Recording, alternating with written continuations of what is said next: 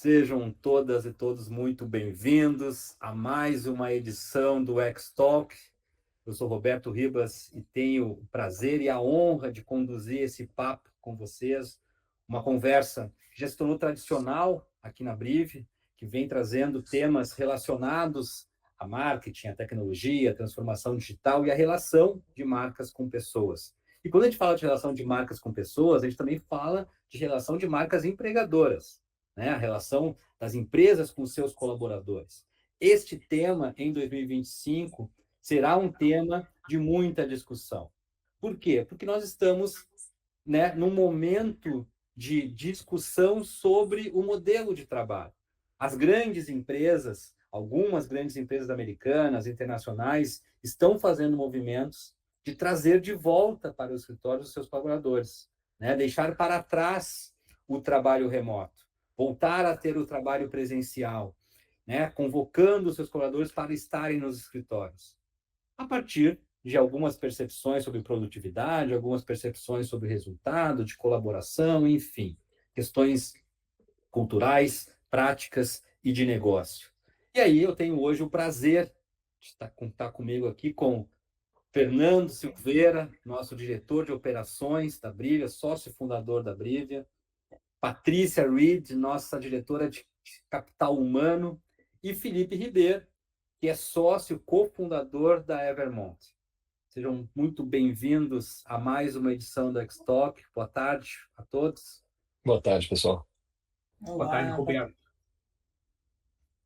Bom, Felipe, vamos começar contigo. Assim, como eu falei aqui rapidamente, existe um movimento, né? Tá falando muito sobre a volta aos escritórios. Eu queria que tu desse aqui uma contextualizada e trouxesse a tua visão sobre esse movimento. É um movimento que vai, sim, vai funcionar, vai acontecer, vai haver muita resistência. Qual é a tua visão sobre a volta aos escritórios?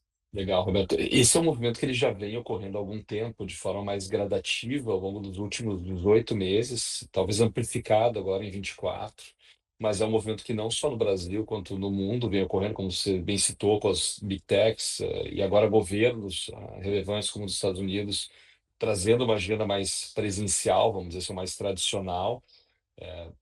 Primeiro que é um tema absolutamente complexo, e eu converso muito com os CEOs e com as CHROs, principalmente, e é um tema que não tem uma resposta exata. Mas, pô, Felipe, mas eu devo ser 100% remoto, eu devo ser 100% presencial, eu devo ser um híbrido, e o primeiro ponto é que não tem uma resposta clara, e isso vai variar pelo momento da companhia. Talvez uma das melhores respostas que eu vi foi com o nosso diretor do Instituto, que é o Paulo, que lidera a nossa parte de pesquisa quantitativa, etc. E a gente estava debatendo um pouco sobre o tema, e a própria empresa vai ter fases, né?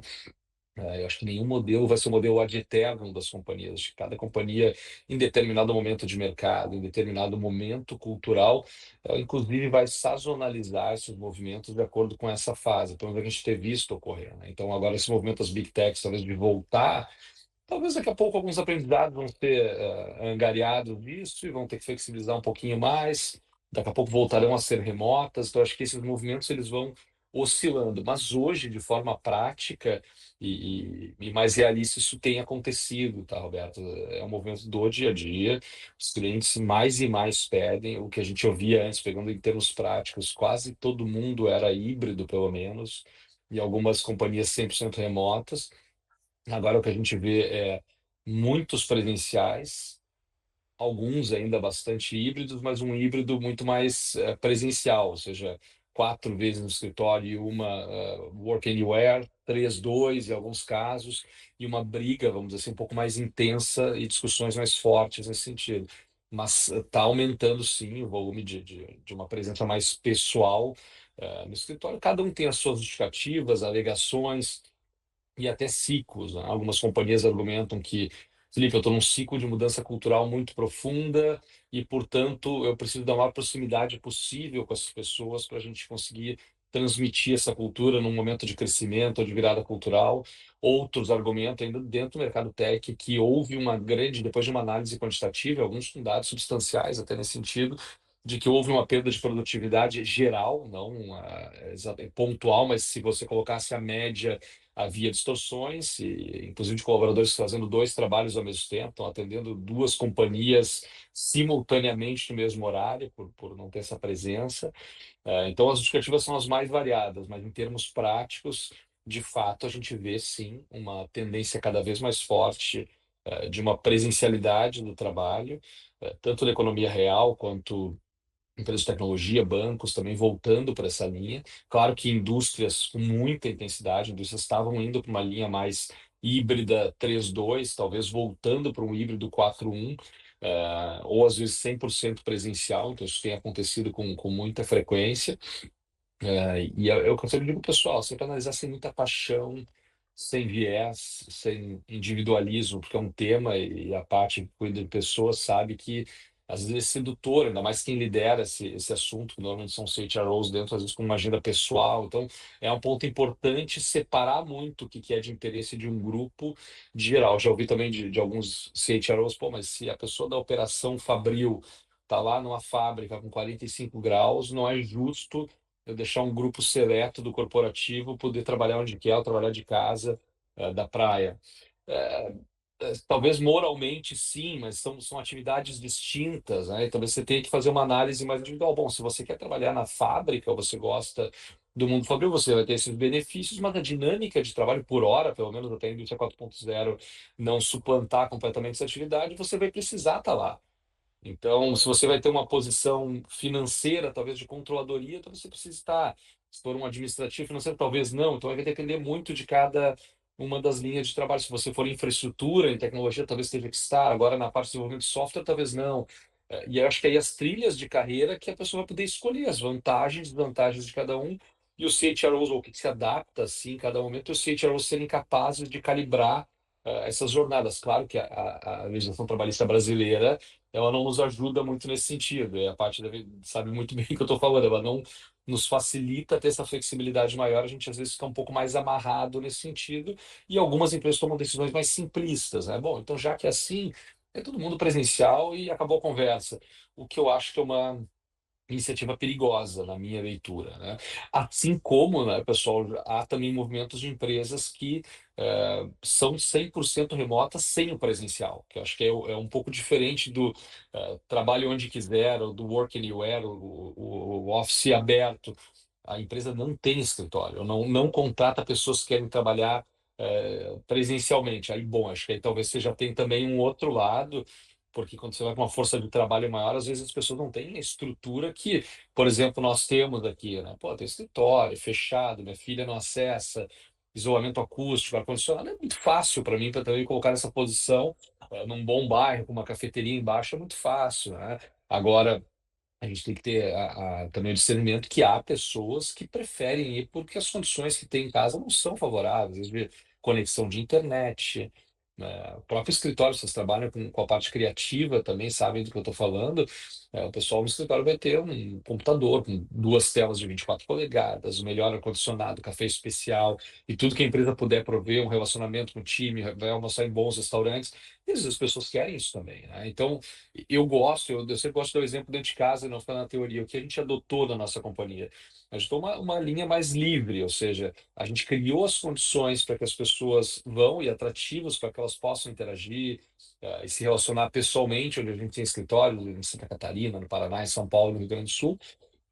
Criou condições desde bons, a parte alimentar muito bem desenvolvida, espaços de trabalho muito bons, ergonomia com dois monitores, headsets com redução de ruído, tudo que a gente poderia fazer, a gente criou de condição para que as pessoas tendam ou se sintam confortáveis ao ir, mas que não sejam obrigadas, né? Então elas não têm essa obrigatoriedade de no escritório. Por exemplo, dar um exemplo pessoal que é mais fácil. Eu já tive 3 reuniões da parte da manhã próximas da minha residência. Evidentemente, eu não fui no escritório, fiz as reuniões, retornei para o meu escritório pessoal, conduzi alguns assuntos, estou aqui com vocês.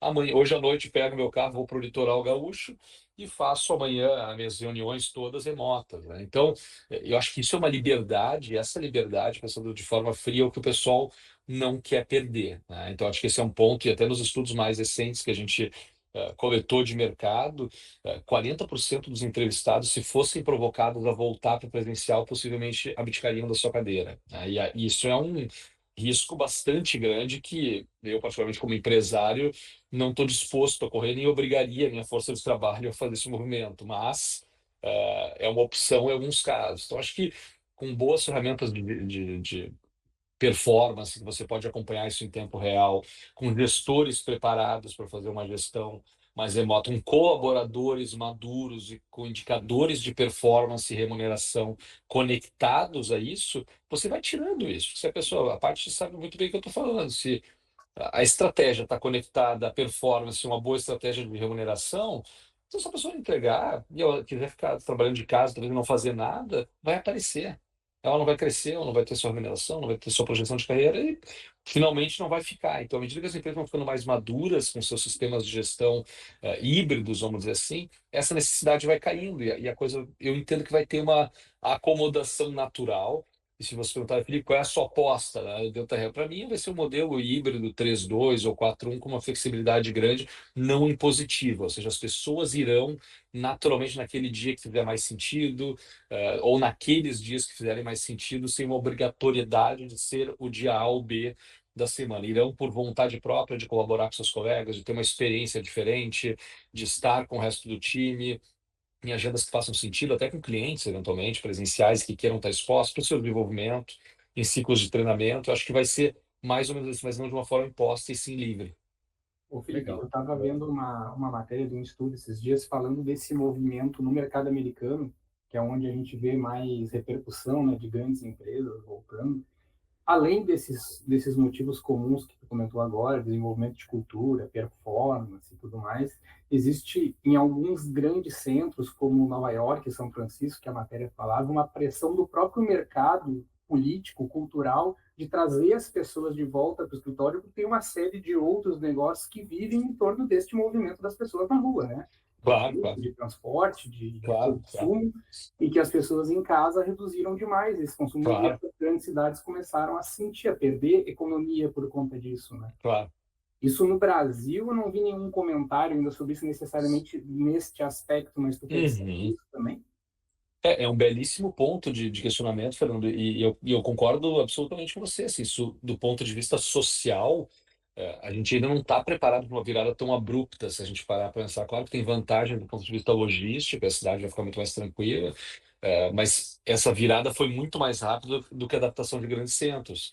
Então, se você pegar São Paulo, outras grandes cidades como as que você citou, elas não conseguem se adaptar, porque tem uma mudança de real estate, de logística urbana, e os próprios governos, via de regra, são letárgicos nessa virada, e a tecnologia atropelou isso, né? Da noite para o dia, ela pegou uma workforce inteira que se deslocava, consumia combustível, ônibus, cafés, restaurantes, etc. E cortou isso da noite para o dia abruptamente na época da pandemia, que permaneceu, e as pessoas passaram a ficar em casa e começaram a consumir outras plataformas, etc. Então mudou totalmente. Isso, claro, que gera um impacto. Eu entendo também que, do ponto de vista desses governos, há uma intenção de fazer um movimento mais suave, entendendo que talvez nunca será como foi, ou seja, todos irem todos os dias e movimentar a economia daquela mesma maneira que acontecia, o gasto acontecer naquela mesma dispersão, mas que isso vai gradativamente evoluir para algo mais próximo do que a gente viu. As pessoas não irão mais, e São Paulo é um bom exemplo, como iam no passado para os seus trabalhos presencialmente, aquele deslocamento massivo.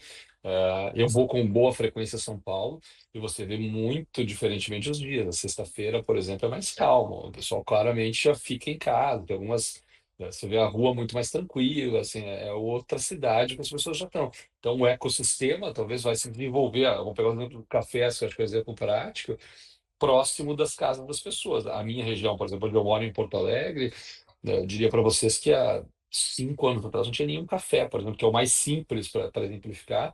Hoje em dia aqui tem 6, 7 cafés e todos estão lotados, sempre. Então, assim, Existe uma, não é um grande centro, né?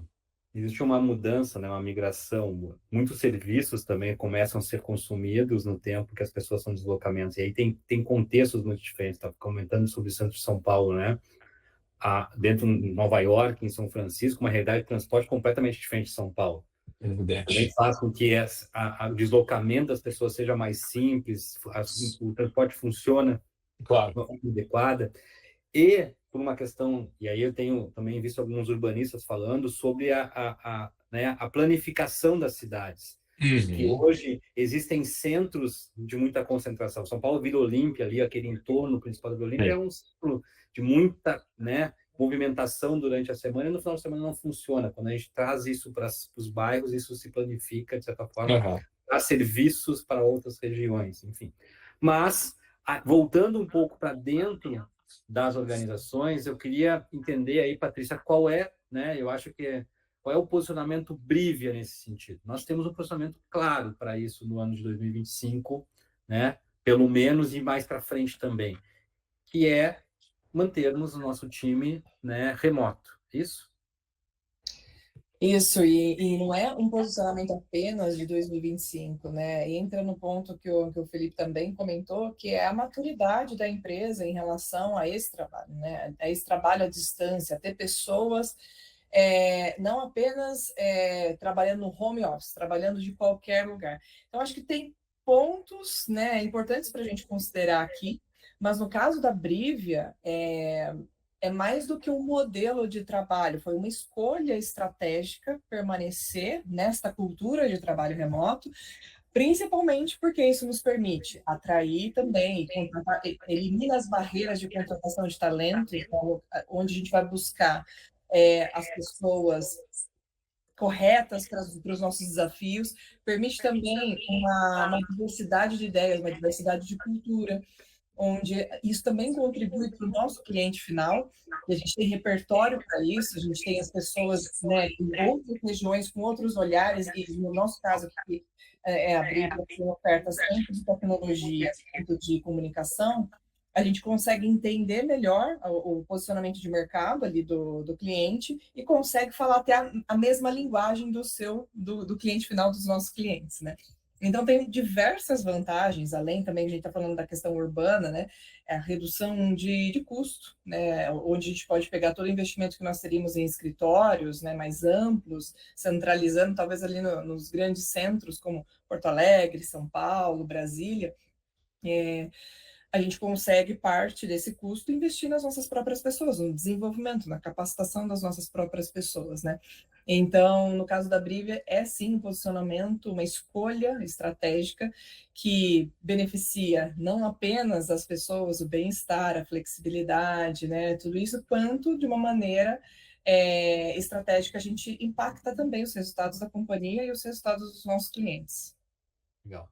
Fernando, o Felipe tocou num assunto importante ali sobre esse processo que é maturidade das organizações em proporcionar, né, o trabalho remoto, em proporcionar o trabalho híbrido, assíncrono, enfim. Fala um pouco para nós aí sobre né, o aprendizado organizacionais que nós tivemos ao longo do tempo e a estrutura, de certa forma, que nós temos para fazer com que funcione o trabalho remoto.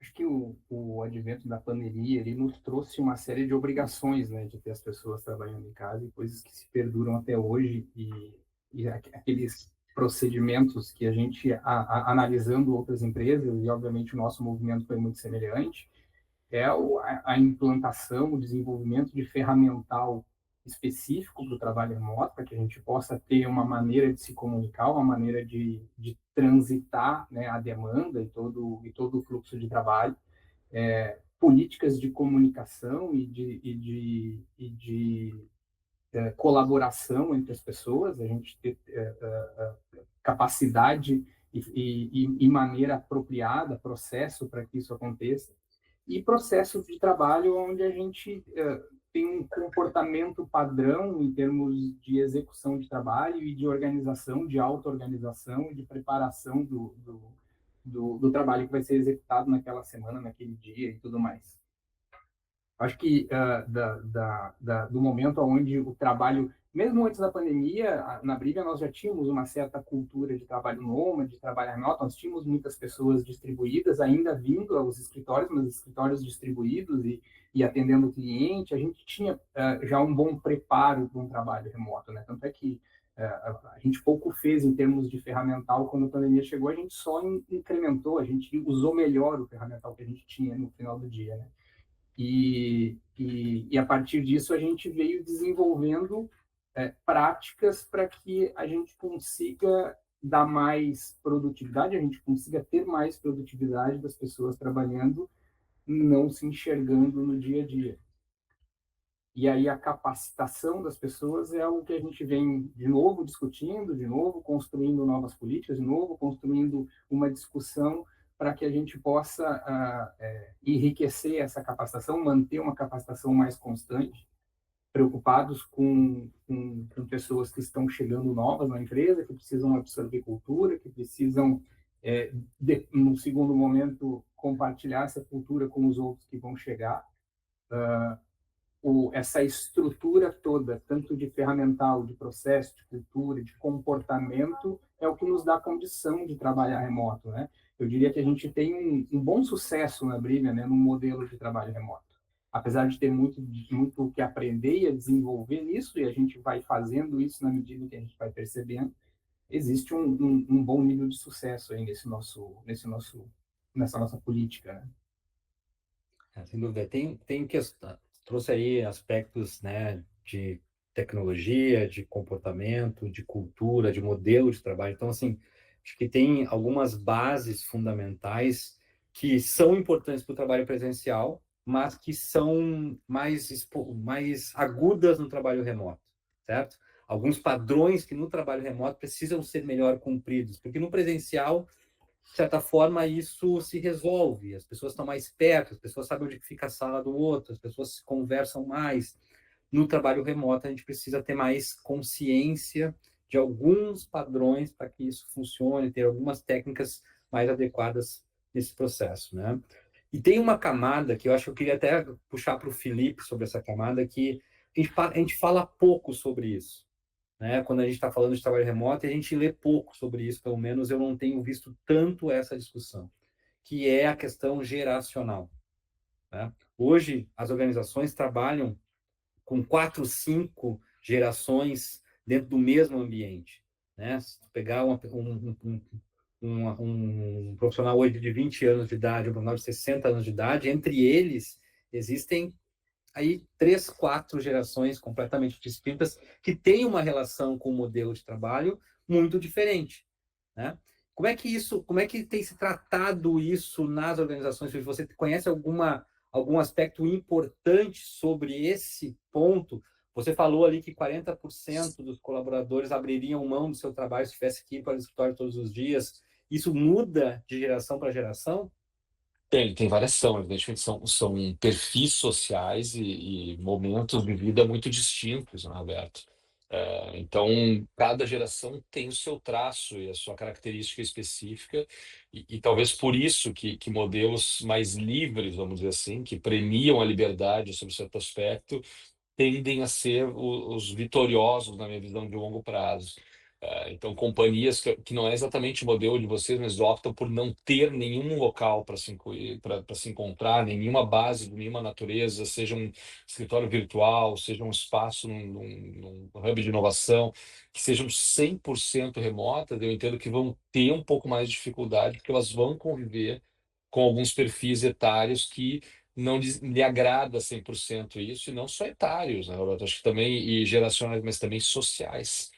Esse é um ponto importante. A gente que vive aqui muito recrutamento executivo, os CEOs, o C-Level, o conselho, claro que a gente está falando de pessoas que socialmente ascenderam, estão muito bem remuneradas, têm patrimônios robustos, etc. Então, essas pessoas têm acesso a tudo, vamos dizer, todos os bens materiais que seriam necessários. Agora, se a gente for para uma companhia de mais larga escala, a gente tem que lembrar que além dessa, eu já vi um gráfico muito interessante que ele combina a questão geracional com a gestão social. Então você bota duas coisas que para se cruzar, e aí você sai de uma matriz de 5 gerações para 5 gerações mais 4 ou 5 camadas sociais distintas.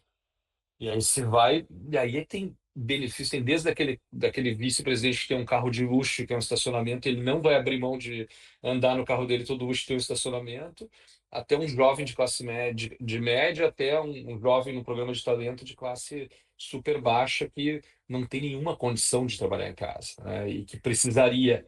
Então, quando a gente fala de diversidade, né, também é importante entender todos esses eixos, assim, que são extremamente complexos de combinar. E aí, por isso, é um trabalho muito árduo para as lideranças de pessoas e para os CEOs, normalmente, que são os dois grandes embaixadores, então, como é que eu monto isso? Como é que eu conheço o meu time de verdade? Como que eu conheço para onde a gente vai em termos de pessoas?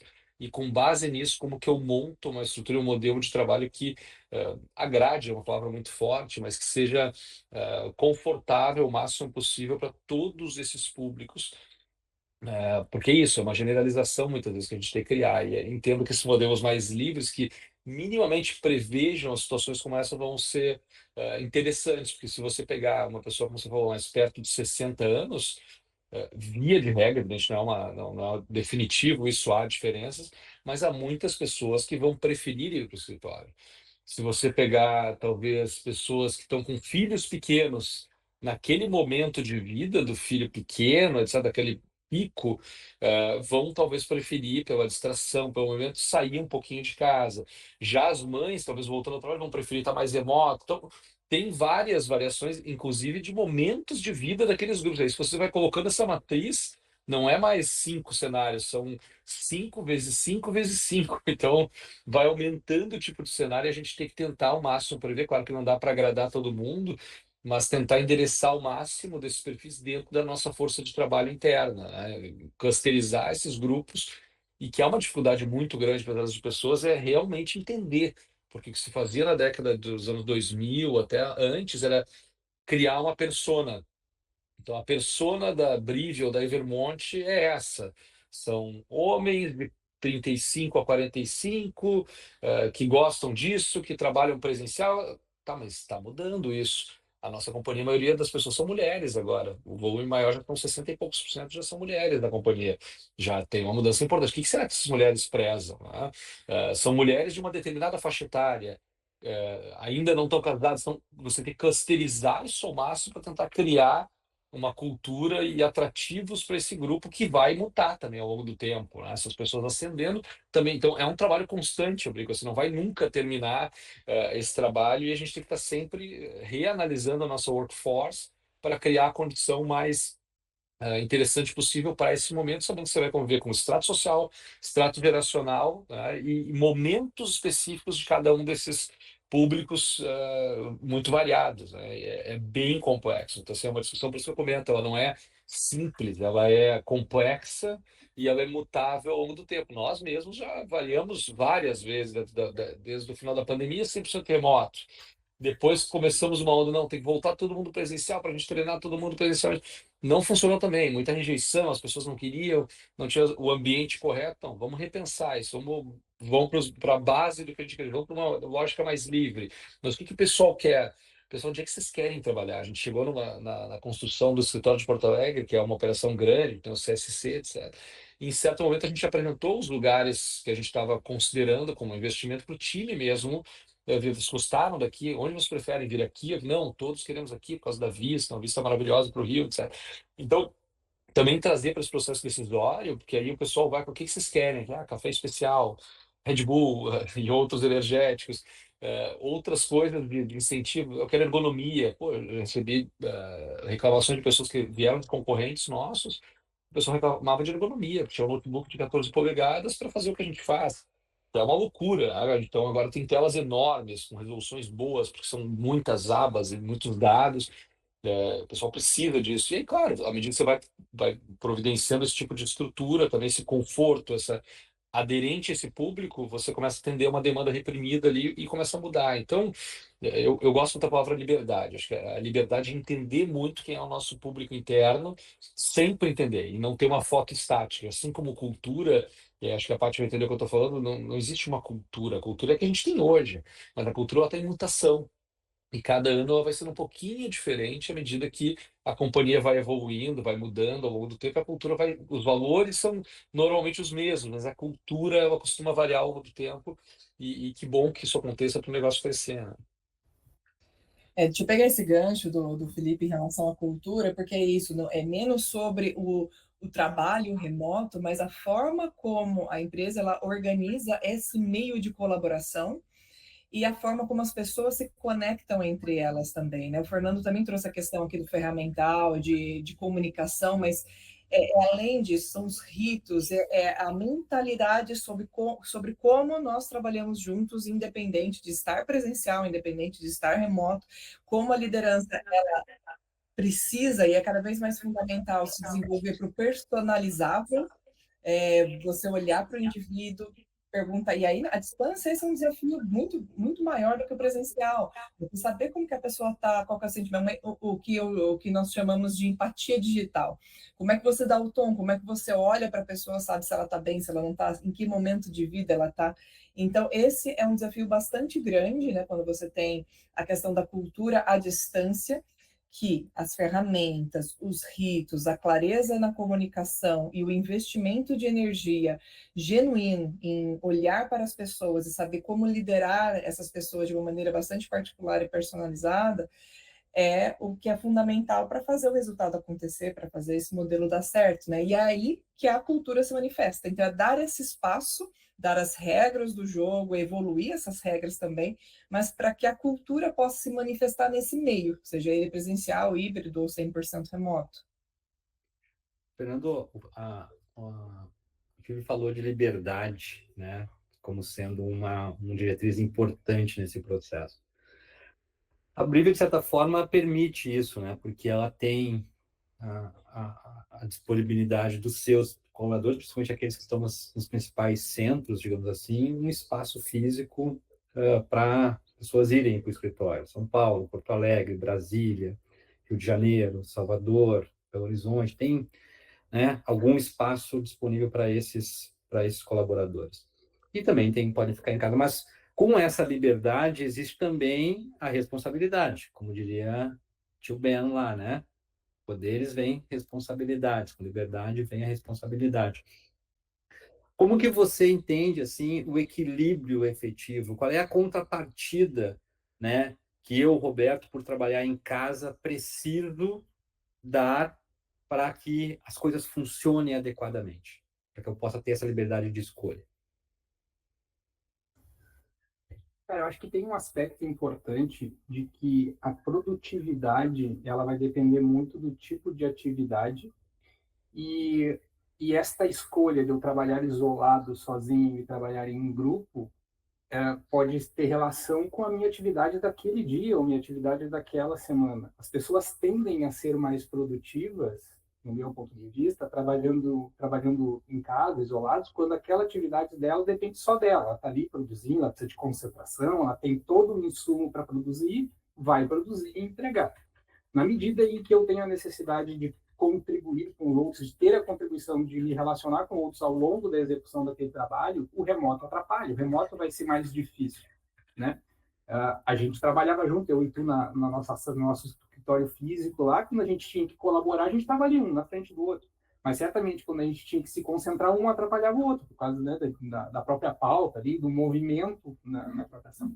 Então, essa possibilidade de ir ao escritório e a possibilidade de estar onde acha que tem que estar para trabalhar, em casa, isolado, num café, como o Pinto falou, tem que ter a responsabilidade do profissional em saber que naquele momento, para ele, o melhor é estar isolado ou estar trabalhando no escritório com o restante do grupo, né? Estar trabalhando no escritório, produzindo junto com outros que ali estão com ele e aí também trocando entre si. Aí essa questão da responsabilidade e do quanto isso vai fazer sentido para a escolha da atividade em que a pessoa está inserida naquele momento. Uhum. Esse é um ponto, Fernando, aproveitando o gancho que você trouxe aqui, já que o Roberto deu a liberdade lá no começo do call de a gente falar um pouquinho no meio e não perder o gancho. Não, esse é um ponto que a gente sempre traz no treinamento inicial sobre essa liberdade, né? Pessoal, como é que funciona? Foi sempre algo que a gente primou muito desde a fundação da companhia. A gente veio de multinacional, com regras muito estritas, muito quadradas, muitas vezes sem lógica até de resultado. E o nosso crescimento é uma prova disso. A gente quebrou essas regras todas e teve um crescimento muito agressivo numa indústria tradicional, que não se movia talvez a velocidade que o mercado precisava. E um dos pontos que a gente sempre coloca é isso: você não pode deixar o interesse pessoal que foi dado com essa liberdade sobrepor ao interesse do negócio. Isso é o que a gente sempre é muito estrito nessa comunicação. Na nossa realidade, por exemplo, um dia a gente sempre treina os consultores, pô, você marcou 4 entrevistas online de 1 hora, com executivos super sênios. Você tem estrutura em casa adequada para isso, faça em casa, dá para fazer. Esse é o dia bom de ficar em casa. Se tem um ciclo estratégico que vai ter uma análise quantitativa pesada, muita planilha, hardeira para analisar, fique em casa. Um dia de uma discussão mais calorosa com alguma área, de um debate de ideias mais criativo, que boa parte do time está no escritório, sabe, que pode até ter algum tipo de ponto de atrito que eventualmente tem que ser consertado, né, depois naquele bom almoço no café presencial. Esse é o dia para você ir. Não é porque você tem interesse, talvez, em ir para o litoral mais cedo que você vai sobrepor isso. Então, acho que esse é um ponto que exige maturidade, e no nosso mundo aqui, composições executivas, por mais incrível que pareça, nem sempre se encontra. Eu já encontrei casos aqui com CEOs ou com acionistas de executivos que não entendiam isso, né? Ou entendiam, mas não praticavam, ou seja, sobrepunham o seu desejo pessoal. Pô, eu quero, tenho liberdade, eu estou no talvez no Centro-Oeste, aqui na região trabalhando, mas eu quero ir para São Paulo. Marca uma reunião com o banco, em vez de marcar na sexta-feira, marcava na quarta-feira para já ficar a semana inteira em São Paulo por interesse pessoal. E aí tinha uma agenda super importante com os acionistas, que envolvia sucessão, etc., presencial, quinta-feira, que não pôde estar. Aí esse é o problema, e a companhia vai perceber isso rápido. E aí é onde surgem os conflitos e onde a perda de credibilidade dos modelos mais remotos começa a acontecer, tanto do modelo quanto da pessoa dentro desse modelo. Então, é o que a gente sempre orienta: haja com maturidade, pessoal, de forma pragmática. Você vai ter monta uma série de agendas comerciais ou reuniões com clientes naquela mesma data, próxima da sua casa. No outro dia, se você quer ficar de novo, passa, no nosso caso, as entrevistas todas que você vai ter remotas, e você consolida 2 dias sem problema algum. Agora, as agendas que exigem mais colaboração, treinamento de alguém jovem que está entrando, que aí aproveite e faça essa com a pessoa face to face. Então, é ter um pouco de maturidade e organização, que eu acho que são duas coisas: é uma maturidade e uma organização também requerida, que, como o Fernando falou, há processos mais estruturais. O meu cunhado trabalha numa empresa multinacional de tecnologia, similar ao negócio de você, sob certo aspecto, e ele estava no dia 31, se eu não me engano, agora, a gente estava no litoral. Ele abriu o notebook 8h30 da manhã, com o time dele inteiro, que está espalhado pelo mundo, como o Fernando descreveu, com processos muito rígidos, organizados. Olha aí, pessoal, tá todo mundo aqui, 5 minutos aqui para todo mundo conectar. 8h35 é o tempo que a gente tem aqui, para os 5 minutinhos aqui para começar a nossa reunião. A gente vai passar pelos indicadores principais, to-dos do dia, aqui do último dia do ano. Tal hora a gente termina, tal hora você sai aqui, já tá todo mundo liberado, mas muito prático. Eu briguei com ele, falei: pô, tá mais organizado que várias reuniões nossas presenciais, é o que o Roberto falou. Mas no presencial fica um pouquinho mais organizado, até porque tem a coisa do relacionamento, e a gente resolve lá. Agora, nesse tipo, não tem espaço. A gente precisa ser muito organizado, ter processos bastante estruturados para operar dessa forma, né? E aí você entra num aspecto muito importante dessa história toda, que é capacitação. Isso tudo tem a ver com capacitação. E eu acho que é uma grande frente aí, né, Fernando e Patrícia, que nós temos ao longo de toda a nossa história, de certa forma, né? A gente vai implantando esses processos e vai tentando capacitar. Quantas vezes, né, Fernando, a gente já discutiu a questão do setup de uma reunião, os 5 minutos de que quer, antes da reunião começar exatamente para as pessoas ir quebrando o gelo, para esperar as pessoas conectarem, como é que o desdobramento daquela reunião acontece, a relação quando eu tenho uma pessoa física, uma pessoa remota. Então, isso a gente vai tendo que sempre resgatar essas capacitações e esses pontos. Aí, Patrícia, uh, como que a capacitação, de certa forma, precisa estar presente? Ela é algo de dia a dia? Ela tem que ter um programa estruturado? Como é que funciona na prática o próprio processo de capacitar, né? Porque muitas vezes no presencial é mais fácil de capacitar também, precisa ter outras ferramentas no remoto. Uhum. E pegando aqui esta linha do que nós estávamos comentando, que ao mesmo tempo que é importante a personalização para entender as pessoas, o momento em que cada uma delas está, no momento que a gente trabalha de uma maneira à distância, a padronização é importante. Por isso que nessa temática da capacitação, É importante definir os padrões, é importante definir que são 5 minutos de que, é importante definir que quando você abre uma agenda com outra pessoa, além de colocar, né, as pessoas que vão estar envolvidas, qual que é o escopo daquela agenda, né, e respeitar para não sobrepor agendas. Então, são questões que para algumas pessoas são básicas, para outras não, mas de maneira nenhuma elas são óbvias, elas precisam ser ditas, elas precisam ser escritas, né, e ter acesso a essas informações. Na parte de capacitação, a capacitação ela vai muito além do que o treinamento formal. O treinamento formal é só uma parte da camada de capacitação e daquilo que realmente as pessoas vão absorver. E aqui que eu vejo também um desafio de você capacitar as pessoas à distância pelo gap, pelo ponto que se perde de aprender observando.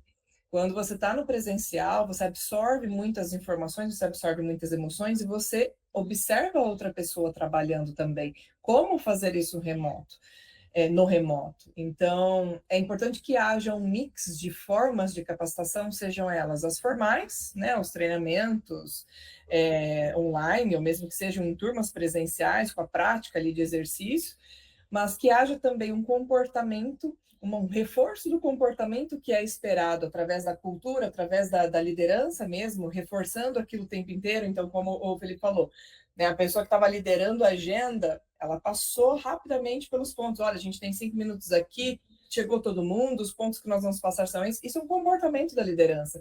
Quando você observa outra pessoa fazendo aquilo, você vai replicar aquele comportamento também. Então, comunicar de uma maneira constante aquilo que você determinou, a forma como as coisas vão acontecer, você determina que vão acontecer. Então, comunicar de uma maneira constante, frequentemente, pelos meios de comunicação, os ritos, deixar isso muito claro, quais são esses objetivos, a capacitação formal e também a comportamental, quando você aprende observando como o outro faz também. Então, tem que ter um mix aqui e adaptar de acordo com o nível de cada pessoa, seja ela com muito tempo de casa ou a pessoa que está onboardando, né? A pessoa que está embarcando naquela cultura, naquele jeito de ser, ou entendendo as ferramentas, né? Aqui na Brive a gente tem também um universo bem estabelecido, bem organizado de como as coisas funcionam, que não necessariamente é igual ou parecido com outros lugares. Então, falar sobre isso também desde o dia 1 é importante, mas não somente no dia 1, com frequência. Até porque a pessoa que está chegando, ela vai receber uma enxurrada de informações, ela vai ler um monte de coisa, vai consumir treinamentos formais de diversas trilhas, e depois aquilo vai se perder ao longo do caminho. Então é importante ter alguém parceiro do lado. Aqui a gente tem os buddies, né? As pessoas para quem você pode recorrer para entender um pouco mais como funciona. Você tem um guia, os playbooks, de como que eu faço para fazer aquilo acontecer. Existe um padrão? Onde que eu busco essas informações? As políticas estão bem organizadas, né? Numa intranet, num espaço onde você tem os guias ali sobre o que fazer, como pedir reembolso, como que eu faço para acionar capital humano, área de compliance, as minhas lideranças, com quem eu falo. Então, é um mix assim, de comunicação, a vivência e os treinamentos formais também. Fernando, tu que é o cara da produtividade, né? Então, precisa fazer com que as pessoas sejam produtivas, funcionem bem, assim. O que é o grande desafio para ti que, né, dirige uma operação com relação ao trabalho remoto? É bastante conectado com o que a Patrícia está falando. Normalmente, quando a gente enxerga algum gargalo, não é porque não existe um processo, não existe uma definição, não existe uma ferramenta para resolver aquele problema que está acontecendo ali. É porque falta informação, muitas vezes falta informação para quem está operando aquela atividade naquele momento. Ou faltou treinamento, ou a rotina de trabalho foi tirando as pessoas daquele treinamento formal que foi dado lá atrás e foi se perdendo aquele conhecimento e daqui a pouco ele já não está mais acontecendo. O grande desafio, no meu ponto de vista, para uma empresa do tamanho da Briga, uma empresa que tem muitas pessoas trabalhando de forma distribuída, com diferentes atividades, diferentes perfis, é a consistência, a manutenção daquilo que está definido enquanto processo, enquanto ferramenta, enquanto cultura, essa transmissão contínua para as pessoas darem valor para isso. muito mais do que a empresa disponibilizar, porque muitas vezes está disponível o treinamento, mas as pessoas darem valor para entenderem que aquilo tem valor, entenderem que seguir aquele procedimento vai conectar melhor com o colega que está trabalhando com ele, vai fazer com que a rotina seja mais leve e assim por diante. Então, essa transferência de conhecimento e a manutenção disso certamente é o nosso maior desafio. Felipe, para a gente encerrar aqui, vamos fazer um exercício de futurologia, né? Joga teus búzios aí, as tuas cartas e tenta trazer um pouco para nós a tua percepção sobre se vai ser uma onda, se isso vai permanecer de fato, porque você trouxe assim, olha, 40% das pessoas estão dispostas a abrir mão dos seus cargos se elas tiverem que ir para o escritório.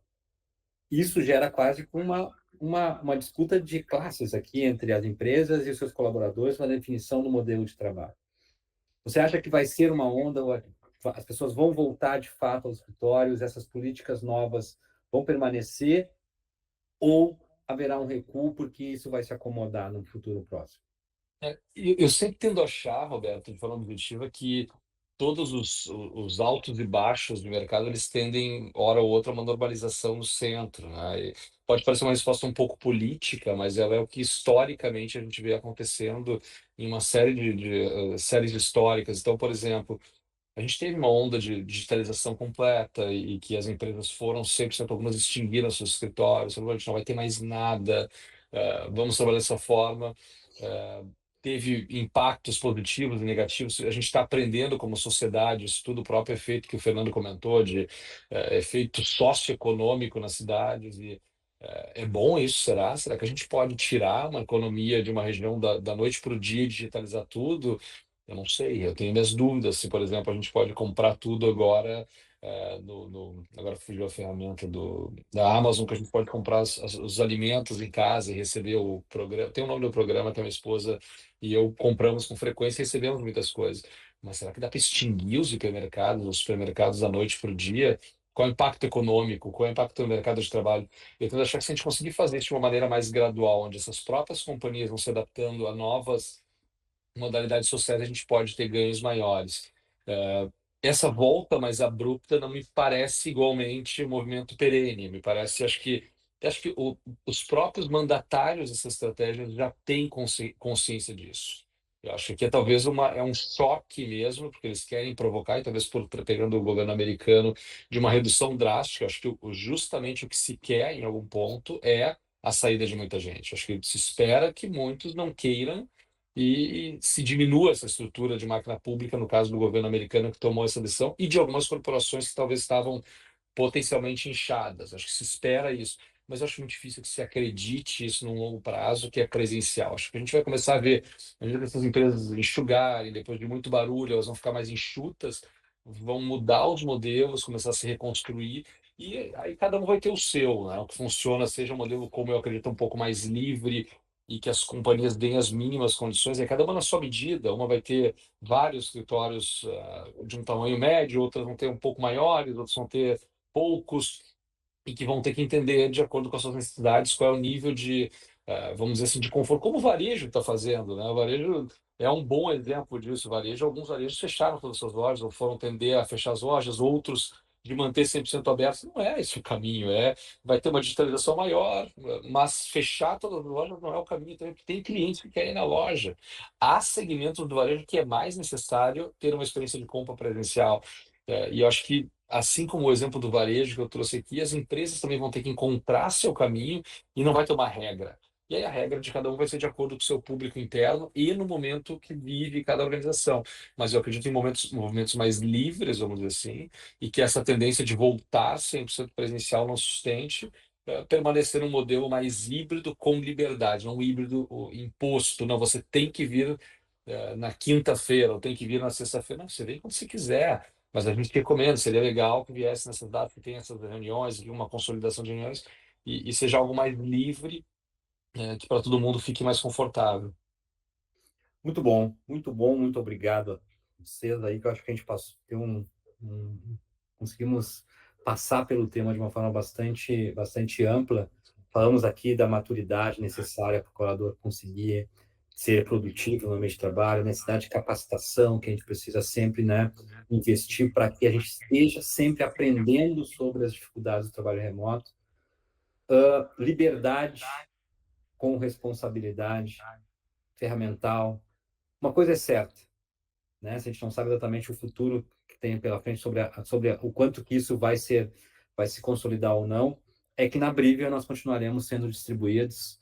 Estamos aí em mais de 100 cidades, né, em todas as regiões do Brasil, em algumas cidades pelo mundo, colaboradores em vários sotaques, com muita diversidade, com muita necessidade de aprendizado, né? Estamos passando por um momento aí de revisão da nossa forma de trabalhar, retomando alguns pontos importantes do que nós aprendemos ao longo do tempo e reaprendendo novas questões para manter, né, o trabalho remoto distribuído de forma produtiva e alinhada com os nossos objetivos. Muito obrigado, Felipe, muito obrigado, Fernando, Patrícia e todos que estão conosco. Até mais. Valeu.